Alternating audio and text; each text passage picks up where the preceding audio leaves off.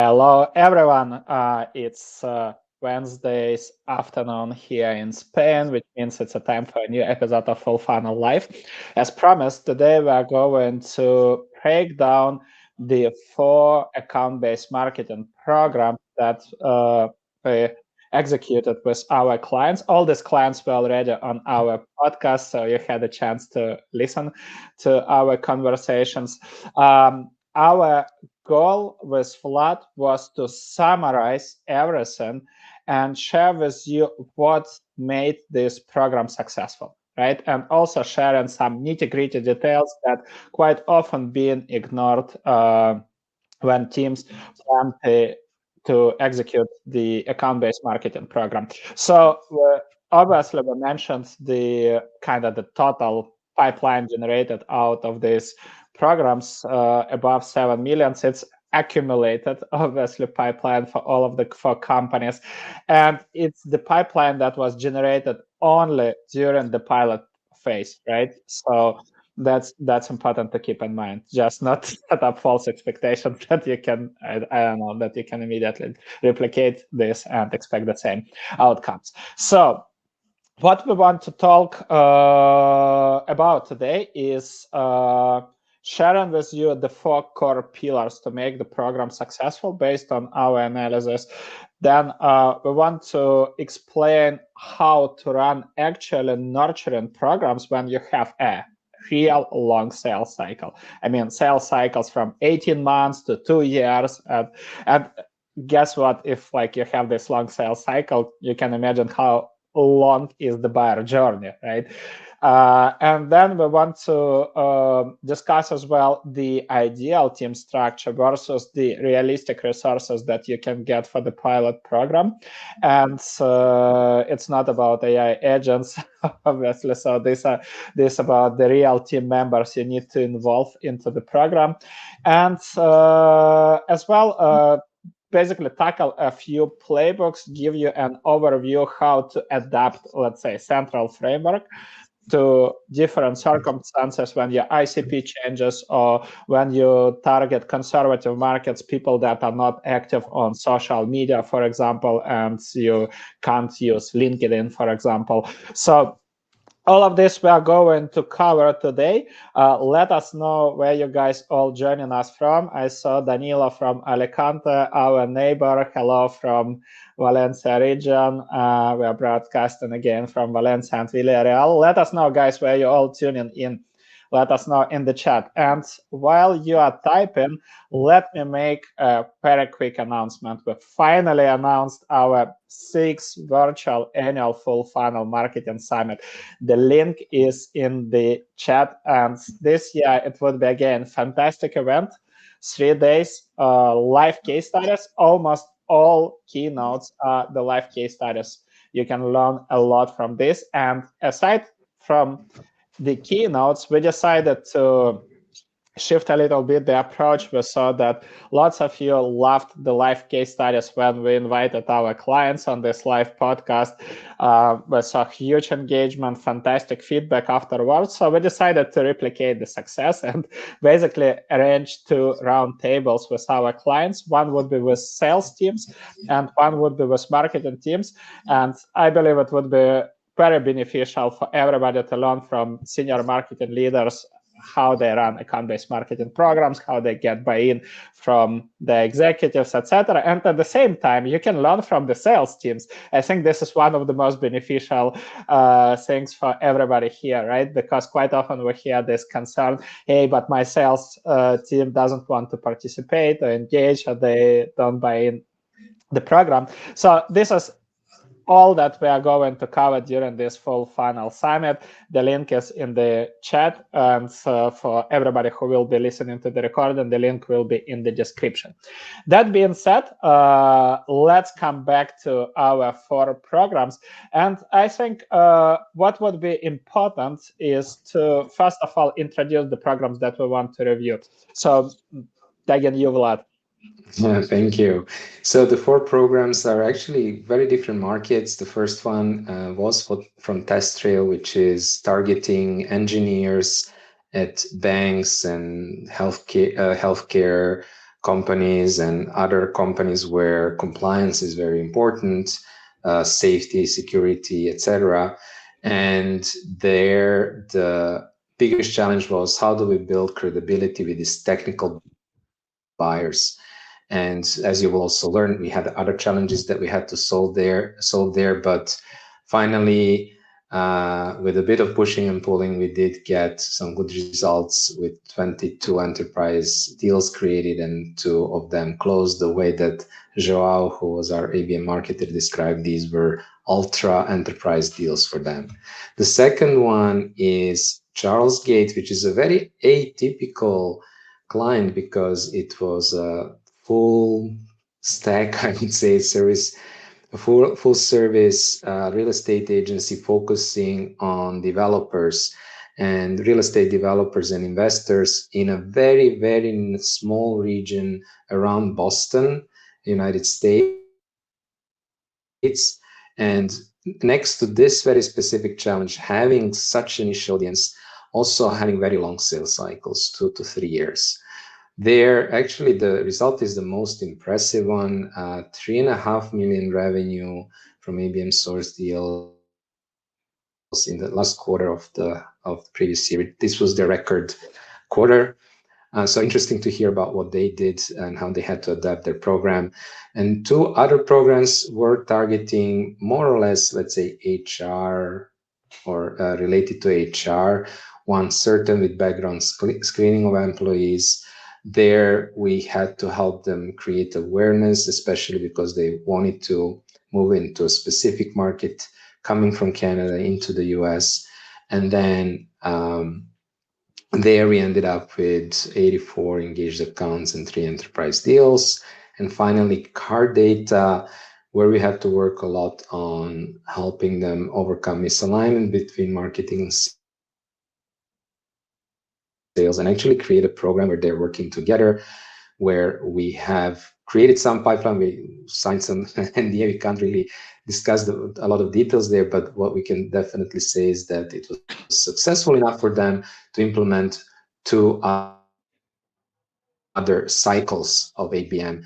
So after the successful pilot, you will also see how these different teams were thinking about scaling that beyond that initial pilot. They've involved other people, etc., etc. We can dive into that. But these are 4. We selected these 4 because they actually had different challenges and they were in different markets, as you can see, with some very specific issues that we had to solve. So with that out of the way, I think there are things that they share that are in common. I think obviously we have implemented the same framework, ABM framework that we use, but we had to customize it to each of these projects, which we can discuss. But one thing that I'd like to ask Andrei maybe to highlight is, I think you had taken some time to reflect on what are the kind of key elements that made those programs successful. Yeah, I think what would be very beneficial if we'll cover them one by one. We have defined 4 core essential pillars, and the first one is the committed team. No program could perform really well if you don't have committed team. We have observed this in the past. We had also experience working with one client where they involved like 12 or 13 different people. A lot of these people, for no specific reason, were involved and coming to the calls absolutely having no idea what's going on, but they were coming with their opinions, or they were questioning like why we are running certain playbook, etc. And the more opinions these people had, the more distracted the team was, and obviously it wasn't going anywhere. The key goal is having this team being relatively independent. Obviously, every account-based marketing program should be aligned with revenue targets, with pipeline generation, right? Doesn't matter what the goal is, expansion, pipeline acceleration, new logo generation. Doesn't really matter what's the goal of the program. In a nutshell, the key point is generating new sales opportunities and generating revenue, right? And what makes to achieve these goals, you need to have team that can move relatively fast and being independent in the decisions that they are taken. We have observed quite often when, let's say, a team was initiating a specific event for a certain set of accounts, right? For a certain group of accounts. And then suddenly everybody in the organization started to have an opinions about the topic or the bullet points or the way how the event should look like. So the format has been changed from, let's say, educational / nurturing sides of things to fireside chat, etc. And obviously these things impact a lot the program, right? That's one drawback. The second, let's say, the opposite angle of the, let's say, non-committed team is when the ABM team expects, like, let's say, a light version of ABM, which they believe that it could be done or executed via, automated cadences like profile enrichment / clay, for example, and then a bunch of semi-personalized emails and ads, etc. So in reality, they treat account-based marketing as a fancy replacement for old school lead generation, right? So, and this team doesn't really pay attention to account-based marketing strategy. But I'm always saying, if you were able to generate enterprise deals, 7-figure contracts with automated, cadences and enriched like ChatGPT created personalized emails, then we would be all living among unicorns. And obviously, a company called Fullfunnel.io will be never existing, right? So that's the entire point. Unfortunately, the reality is harsh, and a lot of teams, they learn this lesson the hard way, investing also into expensive ABM software without having robust fundamentals, without developing the skills in their team, right? So that's the third problem. And the last one is when the pilot team, or let's say the ABM team, consists of multiple people who have tons of different responsibilities, the team that runs multiple activities in parallel, and ABM is just one more thing to their plate. Their plate is already full of other tasks and things that are moving forward, and ABM becomes a burden, which means that everybody, okay, so they want to do me ABM, I will do this, but let's try to sabotage it as fast as possible, right? This is the mindset, more or less. So when it comes to creating pilot team, you need to have, let's say, we split it into 2 parts. There is a core team that should dedicate, in ideal world, 100% of their time. In real world, it's never possible, but we always say that the bare minimum is 60%. And if you'll ask me why 60%, I remember there was a fantastic book about it was written by some of the investors. And when they asked, like, how do you decide what share to buy in the company? He said, I need to have this like control package of shares so I could really basically impact the process. The same is here. If the team spends more than 50% of their time, it means that this is their highest priority, right? This is the key for them. So what are these roles? These roles are account-based marketing program lead, the person who orchestrates the program, the person who basically splits the responsibilities, creates the timeline, and manages the rest of the team, right? Then we definitely need to have one sales resource. It could be either a sales development representative, or it could be account executive, depending on the playbook. That being said, quite often we have observed the more you involve account executives into unproven program, the more likely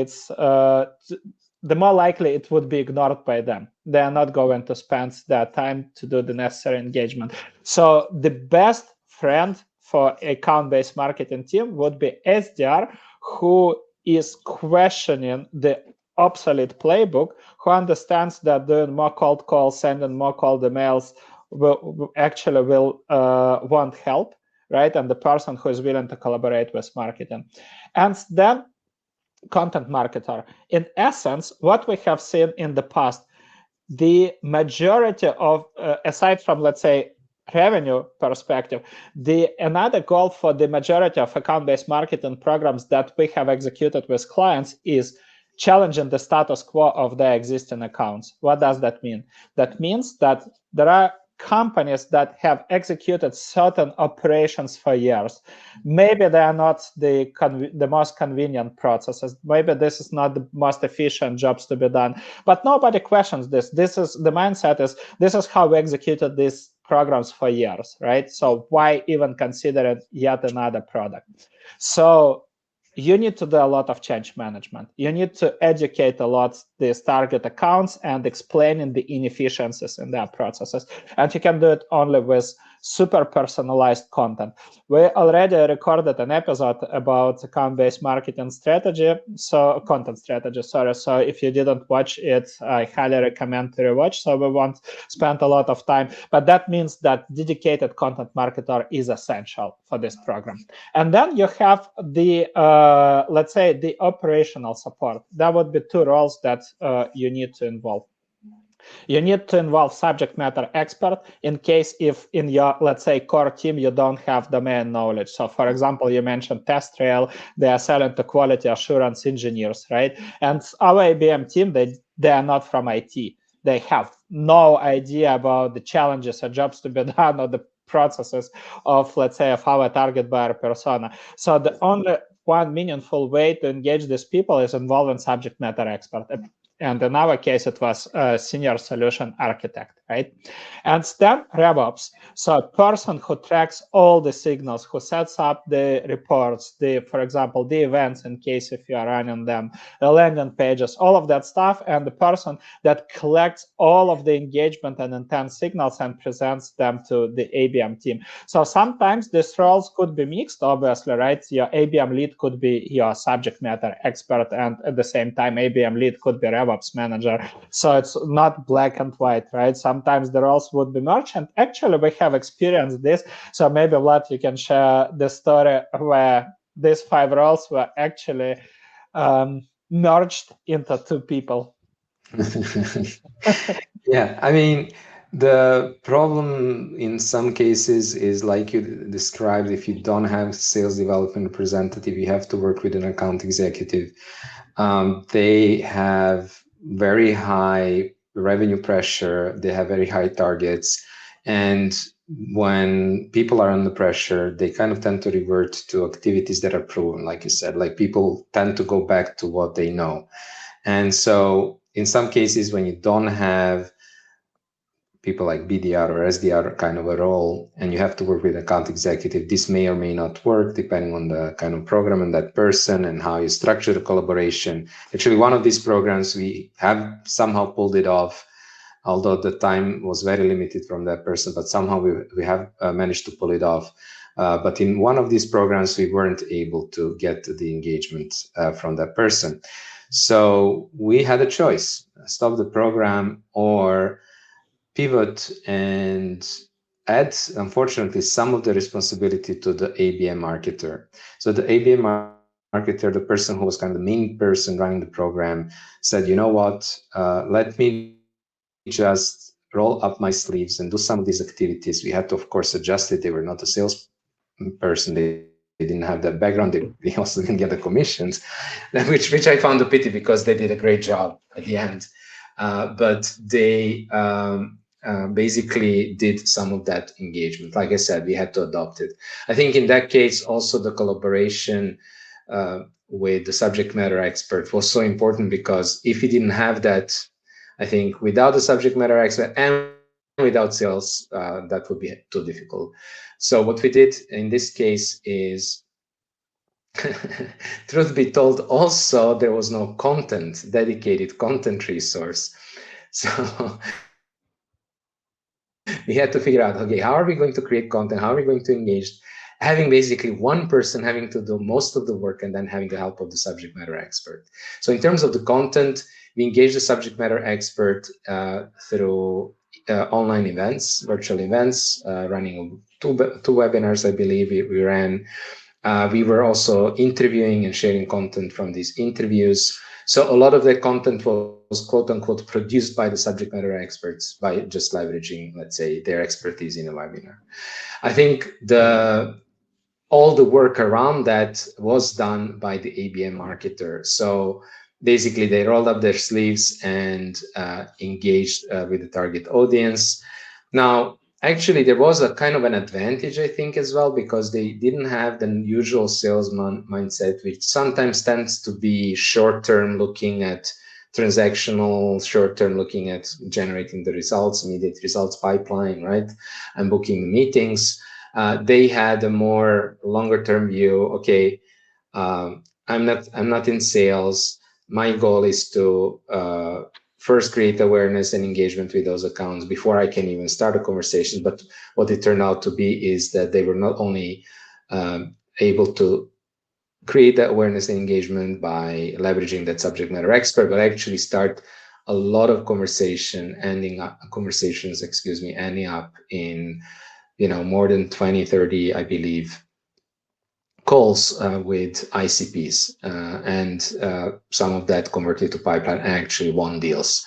So I think what they had to do was leverage the subject matter expert through the events, but also just kind of curating, because they couldn't create content themselves. They were curating content that was either created by that subject matter experts or other people in the market who our audience was following. So that worked really well, featuring basically people who were their peers, who were their our audience was turning to learn from.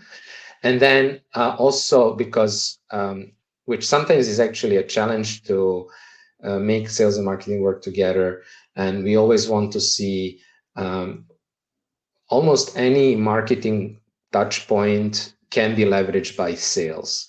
So I said, as an example, we had this webinar. So what our marketer or the ABM marketer was doing instead of sales was connecting to the people who were registering for the webinar, collecting their challenges to present to their subject matter expert to make the webinar more relevant, which subject matter expert said, like, he was amazed. He said, like, okay, I have never had such insight into my audience.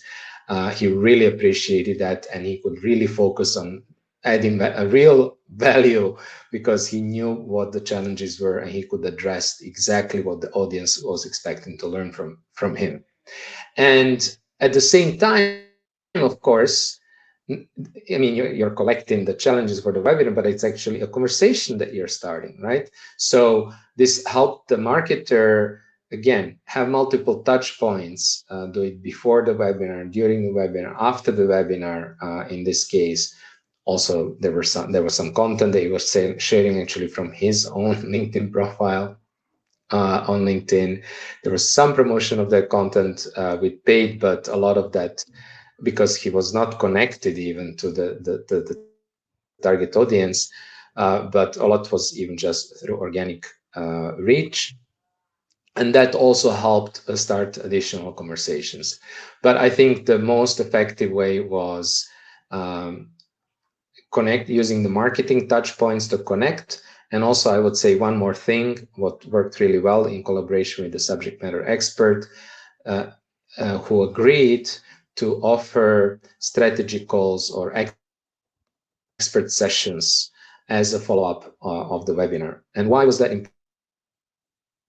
Because one of the biggest mistakes that we see teams make, especially like salespeople can make, again, looking at it very transactional and always trying to book a call, let's say a sales call, always basically pitching their solution. But what is really important, especially when you don't have a buying signal, when they didn't like essentially say, hey, I want to learn more about your solution yet, is to come up with some sort of bridge activity. We call this a bridge activity. And in this case, the bridge activity was these expert sessions. So we could follow up with people who were engaged, who shared that they have a specific challenge, who had engaged several times, attended the webinar, maybe engaged with content, had a conversation, that chat with our marketer, and offer them those expert sessions with our subject matter experts. So this was one of the main, let's say, leverage points that we could use to book those meetings. So if you take a step back, what the marketer was doing really well was not only leveraging this expertise and content, but also aligning the call to action or aligning this next activity with the level of intent, right? the account is completely cold. You can create awareness. You can offer them some content, invite them to the webinar, share some content, potentially invite to a content collaboration. They are engaged. They maybe shared your a challenge that they are actively working on. Well, at that moment, you can offer help with that challenge without necessarily yet pitching that product. So this was a way he aligned the level of intent with the next action.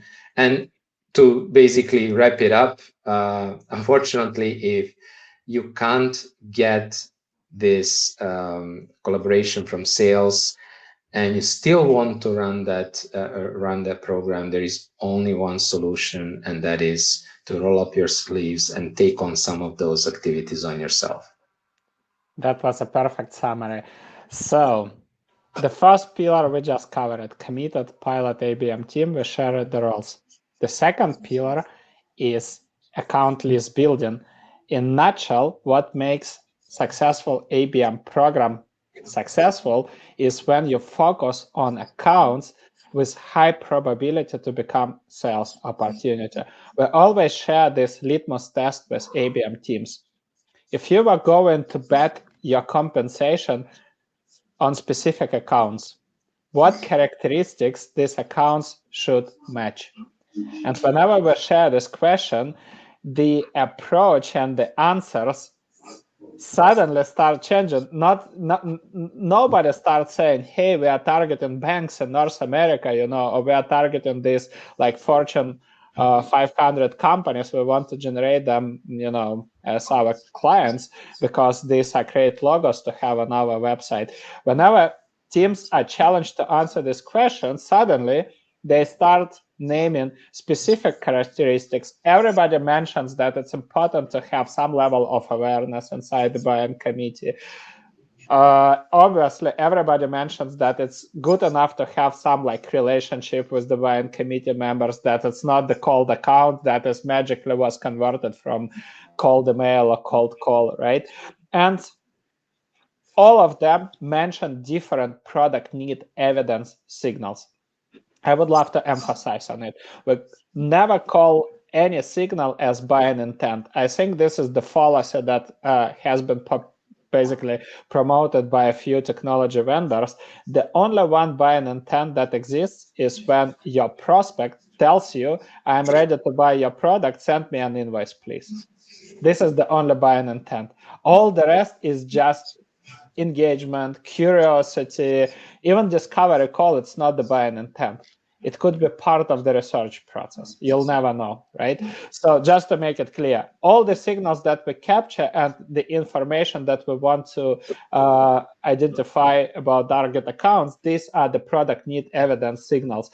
Something that tells us that this account has a challenge or a need or inefficiency that our product can help with. As simple as that, right? So in reality, whenever we define a list of accounts, we always set up this, let's say, opportunity likelihood generation. And we pay attention to these 4 criteria. The revenue potential, we never target tier 3 accounts in our account-based marketing programs. Why? Simply because you need to do a lot of manual engagement with the accounts, and you need to do a lot of personalization. So to make sure that the program will pay off, you need to have tier 1 and tier 2 accounts. Next, we prioritize and segment accounts by the level of vendor awareness. Do they know us? And then, obviously, if you'll open LinkedIn right now, you'll hear a lot of advice about brand awareness, invest into brand, invest into awareness, etc. But nobody actually, I have never seen, maybe Vlad, correct me if I'm wrong, maybe you have seen, but I have never seen that somebody gave you a clear criteria. What does it mean to call, that somebody is aware of us? Have you ever seen this on LinkedIn? Not in so many words and in a way that is meaningful for sales, especially, right? We can talk about brand impressions. We can talk about traffic and other kinds of, I don't want to call them vanity metrics, but Well, what we really want to know is, or what awareness means in very practical terms from the sales perspective, is these buyers know that we can help them with the challenge that they have. So they have a specific challenge, they have a system priority, and we are one of the vendors that can help them with that. So associating essentially your brand and your solution with their top of mind strategic challenges. I think that's a simplest way to define it. Exactly. And I always share with everybody, I mean, from our community, that you can run a simple experiment in your company. Just create, you know, a survey in Google Forms and ask, just send it, you know, share it with your colleagues in marketing and sales. You can share it with your executives as well, and ask, like, what, like, how would you call a specific account that this account is aware of us? And you'll hear completely different opinions, completely different definitions, right? And this is the simple reason why marketing and sales have wars with each other instead of working together. You need to have good definition of what engagement criteria or what level of intent account should demonstrate, so you can agree that this account knows you, right? And then this could be, I mean, I will never push certain things for different companies. This could mean in completely different stuff, right? It could be meeting with these people on the events. It could be repetitive spikes in you know, visits of your high-intent pages on the website, signing up for some critical events. Could be meaning multiple things, right? But the only right answer is when you sit down with sales, you create a unified set of these criteria, and from that perspective, you start segmenting these accounts. Why? Because when these accounts are aware of you, it's way easier for sales to start engagement. You will likely to, it helps to prioritize the accounts. Instead of reaching out to thousands, you start working on those that you have some level of awareness first. You can invest time into in-depth account research, into buying committee mapping, into meaningful engagement, because these activities are usually skipped and ignored. Everybody says, oh, but that's a lot. Can we automate this? No, you can't, unfortunately. You need to do these things, and you need to invest time to understand the needs of these accounts, right? And if you'll ask a question, what to do with the rest? The answer is simple. If other accounts don't know you, you have no idea what are their challenges, the reality is simple. You are not able to sell to them. You will never, I mean, obviously there would be people who kind of would claim that the magic that was presented in the Wolf from the Wall Street movie exists, but I have never seen in practice people who could do cold calling or cold emailing and consistently hit their enterprise targets, right? I'm not talking about occasional opportunities once a year or whatever, but that you build a meaningful process based on this, right? So that's the key. The first thing that you need to do with the team for accounts that don't know you, but they fit your ICP criteria, is creating vendor awareness, right? Then the rest of the accounts, you start prioritizing and you start investing into buying committee mapping and account research. And there is the last group, accounts that hit your engagement threshold, they belong to tier 1 or tier 2, so there is a decent revenue potential. Then you have some level of relationship, and based on the account research, both desk research and one-on-one conversations with these people, you have enough signals or enough proof that this account has a need or has a challenge that you can help with. So from that perspective, the real one-to-one account-based marketing starts. Doesn't matter if it's tier 1 or tier 2 account. You start personalizing everything, because the key goal is to generate sales opportunities with these accounts, and you have a clear vision of what you can offer to these people. And these people already know your product. That's the key. So we always sub-segment all the accounts that we select into this release. Never ever fallen into a fallacy that you can pick up, you know, some random accounts, or because sales just finished their territory planning and it's just fine to target these Fortune 500 companies. The first step that you always do, you can pick up that list, but then you can say, hey, can we segment it by like how likely we are going to generate sales opportunities with these accounts, right? This for criteria, and we do it with every single client. And then the sales team actually starts focusing on active focus and this, let's say, second list future pipeline accounts that demonstrate a level of awareness. In many cases, when you'll do this, because quite often we receive the question, how many accounts you should have in the ABM program. If you'll apply the segmentation, you'll see that you won't have that many accounts, to be honest.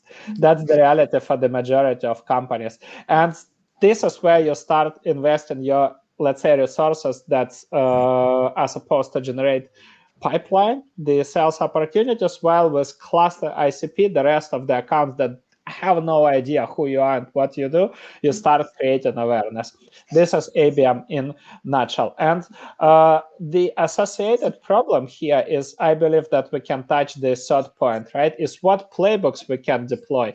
Because when it comes to playbooks, this is the third pillar that kind of impacts the performance of your program. It's not programmatic. It's not like there is no playbook that you can just simply copy paste, and successfully replicate. You always need to adjust it to the, let's say, specific ICP and specific criteria that you have developed, specific set of accounts that you have selected, and some of this, some of these people could be absolutely not active on social, like in 𝗙𝗂𝗂 case or 𝗏𝗏 case, right? IT people who are not hanging out on LinkedIn and even don't have LinkedIn profiles, right? Then if you read the playbooks about LinkedIn ads and LinkedIn messaging, forget. Just simply because these people don't exist on that platform, right? So you need to adjust. And this would be our third pillar. So I would love to ask you, Vlad, to share your experience and also reflection on how to develop the playbook, the key pillars of any playbook, and then how this playbook could be adjusted to different ICPs or to different markets. Absolutely. I think you already gave us the framework in terms of how we should think about these playbooks and align them with the level of or the stage of the buyer journey that our accounts are in. So we have, like you mentioned, those accounts that don't know us. We only know that they're fit our ICP, they're tier 1, tier 2, high revenue potential. They're the accounts that we want to focus on. And our goal is obviously to create awareness. And I think you raised a very important point there is, depending on the market, it's not about just like running, display ads or let's say trying to get SEO or sharing blog posts or whatever, driving maybe MQLs. It's really about understanding that market and adapting your awareness playbooks to that market. So for example, in the case of 𝗏𝗏 and 𝗙𝗂𝗂, we had actually quite conservative markets, very niche and conservative markets. For example, Q&A engineers, like you said, they're not active on LinkedIn, but they are very active in communities. So one of the things that we did there was focusing on Ministry of Testing, and which was an online community where there was a lot of engagement, right? So it was much easier to reach those people there and to engage with them. One very interesting thing there, though, what I really need to stress out is that in both cases, 𝗏𝗏, having Q&A engineers, you go on LinkedIn, you look at those people, they don't even have a profile, or maybe they have a profile but don't even have a photo that you can see, like in their history, they have only one latest job there. They have only created the LinkedIn to find their latest job, basically, right? So you would think like they will never engage on LinkedIn. And the other example was with 𝗙𝗂𝗂, where we were targeting developers in Boston. So you're not going to go and do broad marketing initiatives and hoping that somehow, for some reason, the people that you target, let's say from Boston, are going to engage. So it was a very, very niche, both geographically, and also these were like real estate developers who spend a lot of time, maybe not on site, but in negotiations, etc., searching for deals. So the question is, how do you reach them? Well, the surprising thing was that in both cases, we did try LinkedIn as awareness creation. So they were sharing content, thought leadership content on LinkedIn. And in both cases, that also worked. It was not the only playbook but it worked. And I want to really stress this because when you have a conservative market where there is not a lot of activity on a channel, it doesn't mean that your buyers are not listening on that channel. And actually, because there is not a lot of activity, sometimes this is a great opportunity to stand out. This turned out to be the case for both 𝗙scape and TestRail. In case of TestRail, we didn't even have that internal expertise, so our marketer had to kind of pull content together and curate it by creating content based on what he found from, let's say, other Q&A engineers sharing in communities or on blogs, on events, etc. He would pull that together. He would share it on LinkedIn, and he wasn't even connected to them, and he was getting great engagement. And what I also found amazing was that actually it was a founder of 𝗙scape who was sharing really good content on LinkedIn, but a lot of it was about local zoning rules in Boston, like really, really local stuff, and really, really niche stuff that you never see on LinkedIn. And he was getting really good engagement from a lot of people. I just wanted to stress that. But like I said, it's really important to look at there, like, what can you do? Sometimes it's an opportunity. I wouldn't discard it just out of because you don't think people are active on the platform. It can be an opportunity, but also look at niche communities. Look at, like, for example, in the case of 𝗙scape, was really, really important were these local events and local partners. Obviously, like, who else is working with developers? It could be, lawyers. It could be, maybe CPAs, other kind of partners who are, construction companies in the local market that could help you, by collaborating with them to basically get in front of your target buyer. So I think this is an important one when it comes to awareness. Now, it's interesting to contrast that with for example, Certain and car data, which had a different challenge. They had to create awareness in very crowded market. Like we used, for example, in Certain, we used LinkedIn because obviously HR people are on LinkedIn, they're very active. But actually, even if you compare it to B2B marketing or B2B sales, which are extremely active on LinkedIn, and you have a lot of content about B2B marketing, B2B sales on LinkedIn, I think HR is even more. Like HR is probably the biggest. Still B2B marketing, B2B sales are kind of niche compared to HR because every company needs HR. Every company has HR that is bigger than 50 people. So there, the challenge was how do you actually stand out, right?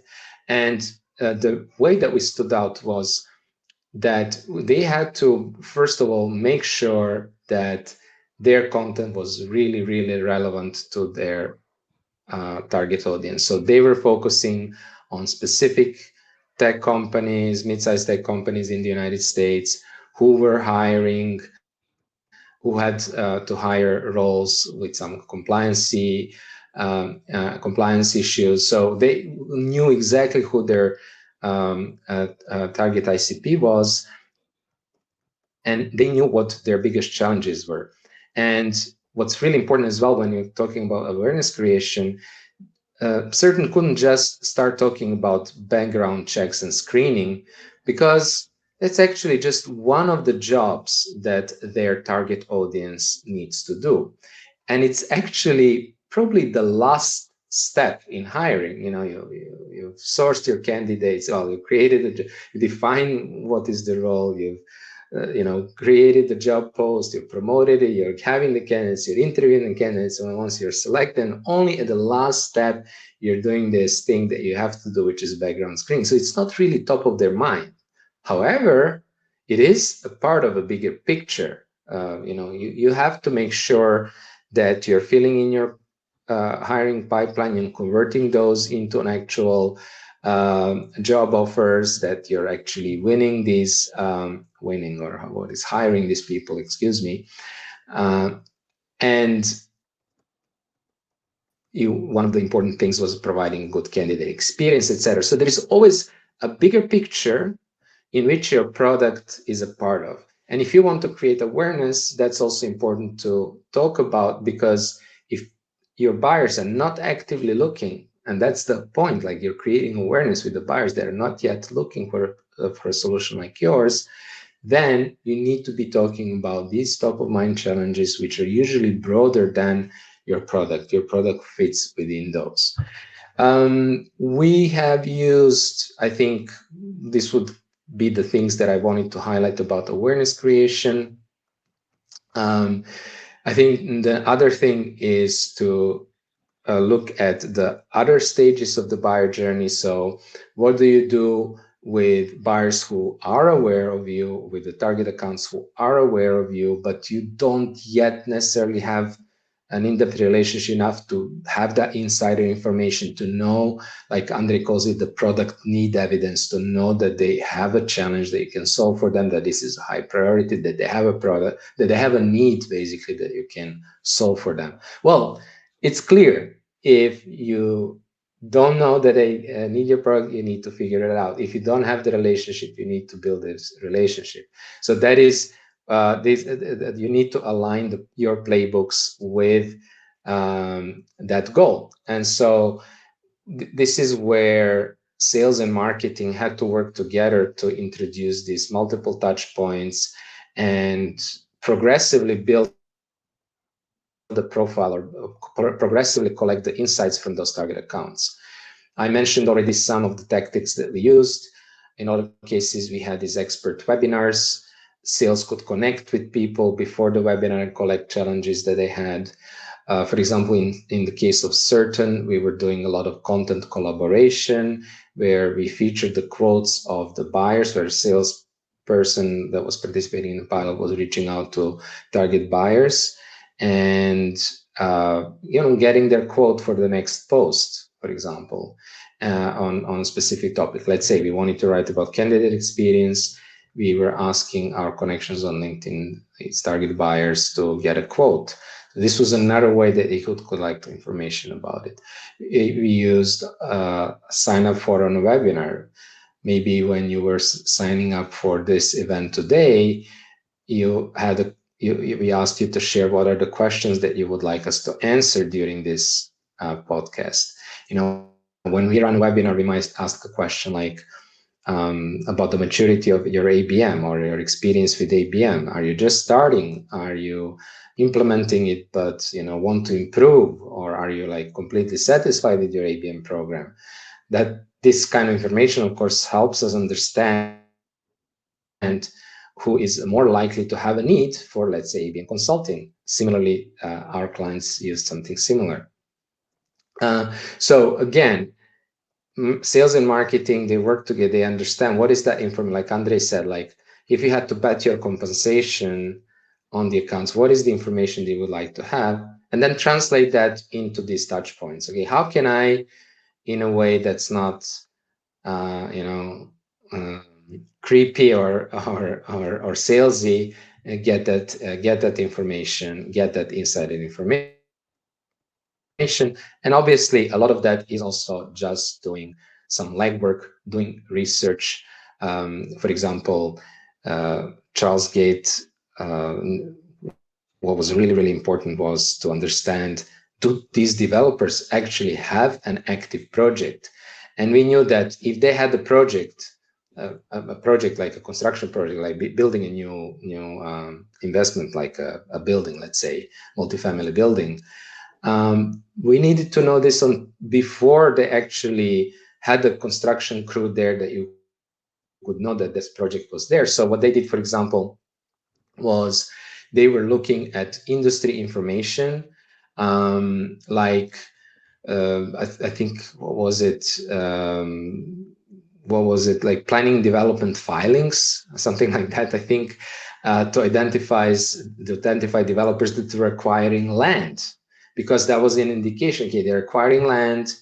There was a filing in this whatever public record of that, so they knew, okay, they were planning to do something. This was like looking at this kind of information specific to your buyer. So, for example, in case of Certain, they knew that there would be a greater need if they were hiring remote workers, or if they were hiring these like difficult to find roles or roles that required additional screening compliance checking, especially if there was like a big surge of hiring, of recruitment. They had to be, in other words, hire a lot of people, more people. That would be a good signal for them to check as well. So it's a mix of getting this insider information and getting this information that you can acquire from specific industry sources, specific sources that are related to your product. And finally, once you do know them and they know you, so in other words, they're aware of you, you have some relationship, maybe your salespeople had some chats, there was back and forth, and you have that insight, you know, like the developer has bought the land, they're developing, you maybe had some chats with them. Now the question is, okay, how do I move into sales conversation? How do I go from having that engagement, having that insight, into actually talking about my product? And again, just pitching them cold doesn't work as well as offering, I already mentioned this earlier, bridge activities. So in case of 𝗪•, I think we were offering expert sessions. In case of 𝗪𝗏, for example, we were offering what they called underwriting, which is kind of basically building a business case for your customer. They always had to build a business case, so we helped them do it.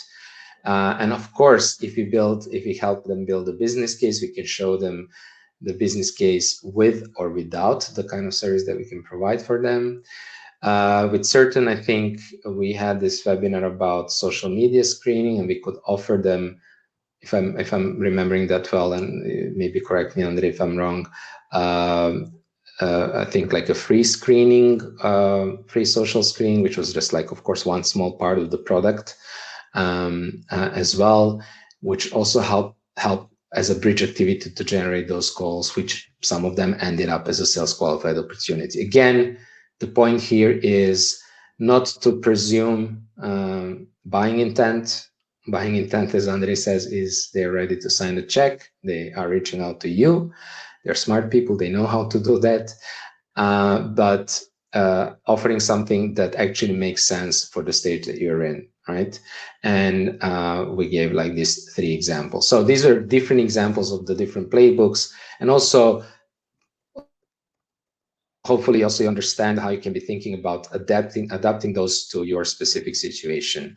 You know, whether that's you're in a niche market or a crowded market where you need to have some specific industry information or other information that you can use to understand whether your prospect accounts have a need for your product right now.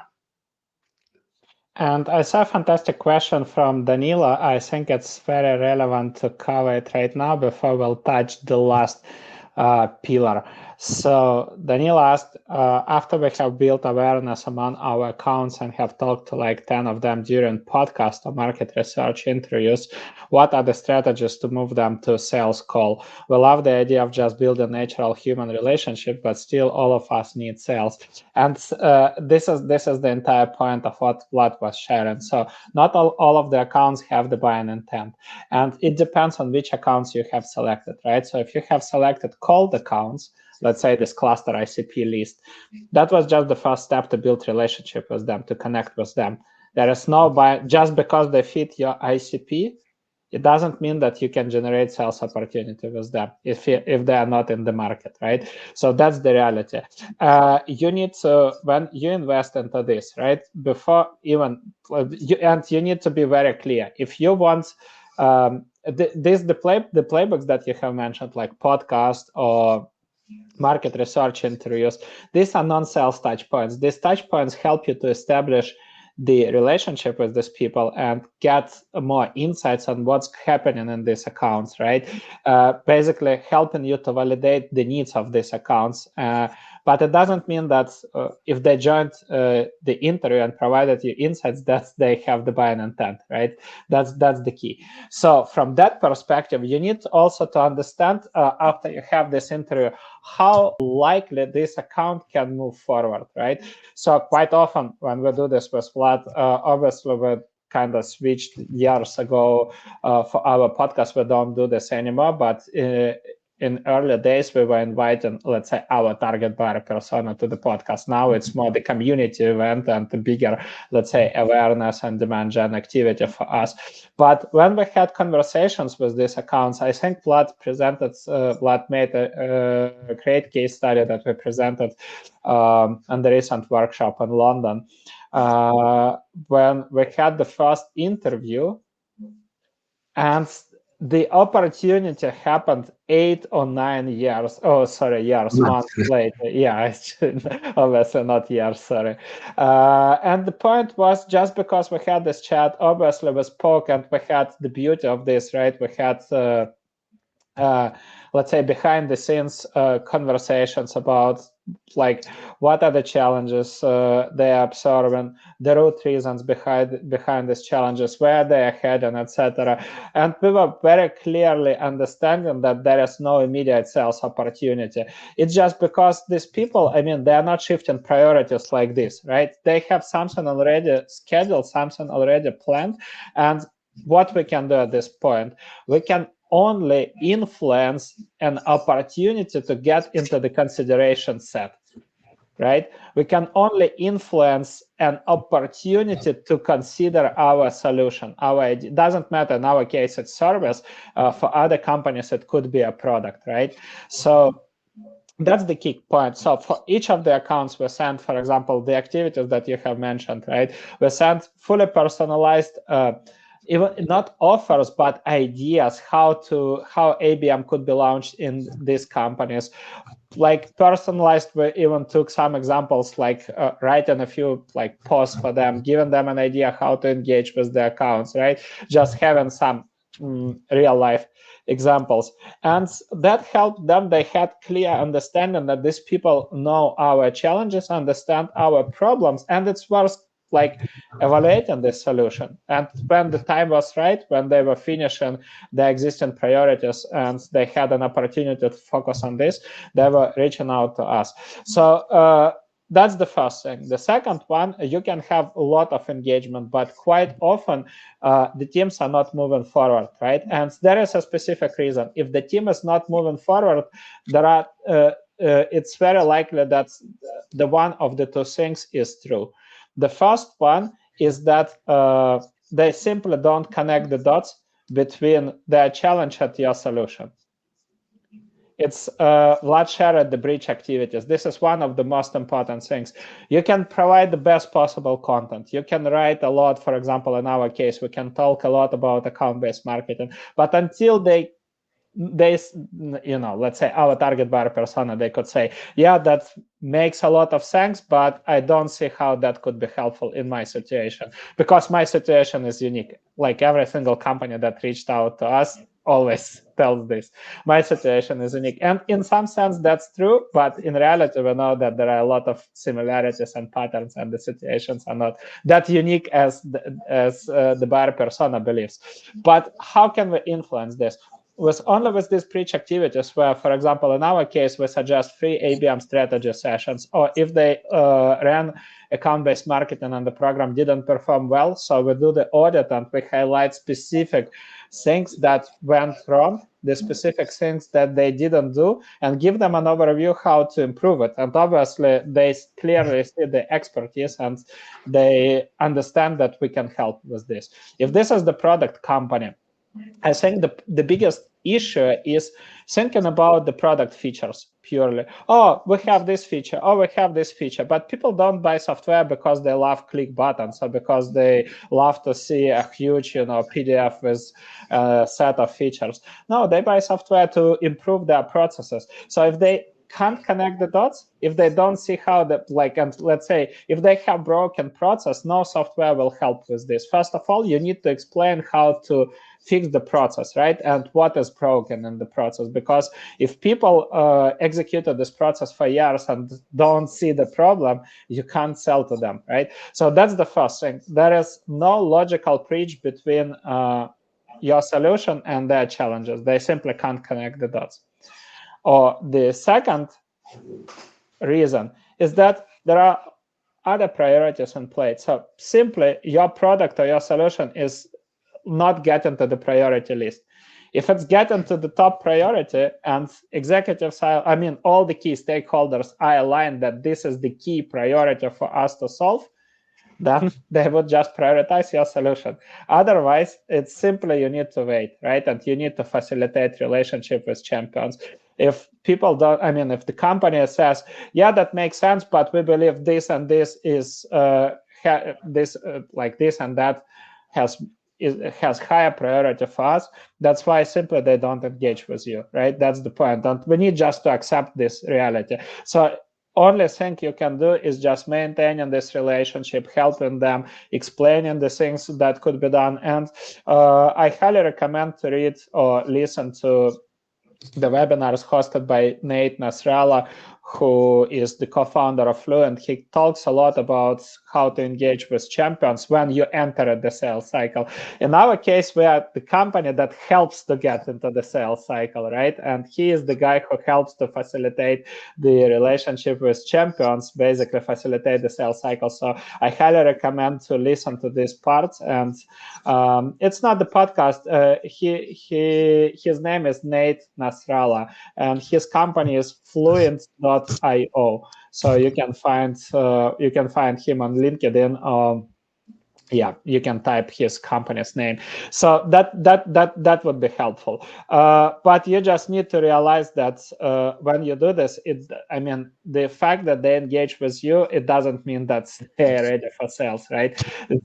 You need to understand with what account you are currently engaging and what is the likelihood to generate sales opportunities. What you actually do with these activities, you create the future pipeline for yourself. You create the awareness, right? And you build the relationship. So this is the key. And before we'll switch off, I see that we are kind of a little bit out of time, but anyhow, we didn't cover the first pillar, which is, I mean, all of them are extremely important, but the last one, I believe, is the number one that is undervalued and usually ignored. It's the weekly pipeline review meetings when the teams, basically the ABM team, each member meets with each other, cross-shares the collected insights, cross-shares the bottlenecks, where the team reviews the signals, the KPIs from the past week, and when the team plans the next week, right? This is one of the most essential things, because ABM is not linear, right? And it's not the static program that you have selected accounts and you blindly target them for the next 90 days. You prioritize your actions based on the feedback from the accounts. Whenever you see the engagement, you define how to move forward with each of these accounts. This is one of the most critical steps. So maybe just to wrap it up, Vlad, you can quickly share how these weekly meetings are structured, what's the agenda, and I think we'll do a fantastic job for today. Yeah, I think the first point is to look back at your account list and review the engagement signals and all the other information that you're using to prioritize your accounts, and to see how these lists are evolving. And this is one of the most important things to realize in ABM. Lists should not be static, they should be dynamic. So every week we are going to see some changes. Some of these accounts are going to become engaged. Some of the engaged accounts, we might actually get some critical insight and we can move them to the active list. So this is the first step. Now, very much related to that step is also to plan the next actions. We always speak about aligning your next action with the level of intent. This is where it happens. It happens during that call, during that weekly pipeline review meeting, where you decide on a account by account basis. You can decide what are the next activities. We did a really interesting live podcast with one of our clients, actually from Certain. We had a content marketer there joining, and this was, I think, like very insightful to hear from her how she leveraged those meetings to adapt her content plan even it was very dynamic. She was adjusting that from week to week. 1 week, maybe she had to focus on one type of content, or maybe she had to focus on a specific account to create a so-called account love letter, etc., etc. So this is actually where the real account-based marketing planning happens. And then really what you want to understand, like Andre mentioned, like we want to share our insights and quick wins. So we want to share about what we learned about those accounts. For example, Ellen, who was the content marketer who shared that, was always collecting these insights and immediately incorporating those into her content strategy. We were using those insights to plan the next steps, and also wins. Even the smallest win, oh, we now have, you know, Coca-Cola being engaged, registering for a webinar. I'm pulling that out of thin air, but like a significant account. And why is that important? Because executives have short memories. You know, we have, maybe when we launch this pilot, we always try to set the expectations right and say what will be when we actually can expect the results. It is a longer term initiative. It isn't a quick fix or a quick win. So sharing these wins along the way and demonstrating, you know, the early traction, the engagement, the conversations that you're having, usually it really helps, because if you can show, hey, you know, our salesperson was able to connect and talk to these accounts, and now we have this insight already, is going to be, you know, very positive, and will help you like maintain that momentum also, and enthusiasm, let's say, for this program.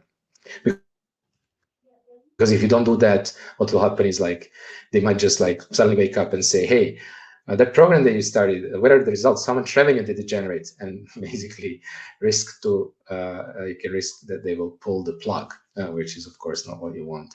So I think, to summarize, you want to track your progress and your KPIs. Where are we? So we are not waiting for the end of the program to share the metrics. We are doing this every week. This also allows us to see what's working, what's not working. We can adjust. We review the lists of accounts. These are dynamic lists. We plan the next steps. We share the insights we collected from those accounts, new insights, and we plan the next steps for them. We share the wins, and also if there are any bottlenecks, we bring them up and we try to resolve the bottlenecks to keep the program moving, because it is a new program. You will encounter bottlenecks, and it's really important to surface them as early as possible and fix them as early as possible in order to be able to actually implement it to get the success that you're trying to demonstrate, so that you can then later on, of course, operationalize and scale it. So I think, like Andre likes to call these, are weekly sprints. Think about them as weekly sprints, because they have a very clear set of actions and a plan. It also helps your team kind of not getting overwhelmed with everything they need to do. Also, like if you're talking about alignment, this is also where alignment happens. Teams are literally aligning every week on the accounts, on messaging, on content, on the next activity. So we left it for the end, but it's definitely not the least. It was the last, but definitely not the least of the elements that made those 4 programs effective and successful. So with that said, I just wanted to thank everybody who joined us live, and maybe if you're listening, thanks for tuning in and listening. The big announcement that Andre made at the beginning, I just want to repeat it. We have just announced our Fullfunnel Summit, and I hope to see some of you join that summit. It's going to be amazing. I always fill up my notebook with so many notes. We have amazing speakers. I think this year we really doubled down on getting even more case studies, programs, and insights that work in 2025, you know, not 10 years ago, but things that companies are doing today that it's working. The intricacies, the details, you know, the things that you don't really hear in polished posts and podcasts that stay on a high level. So if that's what you're into, like really understanding how to make things work, then I think this event is definitely for you. So thank you a lot for your attention and joining us, and see you next week. See you next week, guys. Again, thanks a lot for fantastic questions. They help us to set up the narrative and come up with relevant examples. Stay tuned. The announcement of the next Fullfunnel Live will be in your inbox next Monday. Have a great rest of the week. Cheers. Here.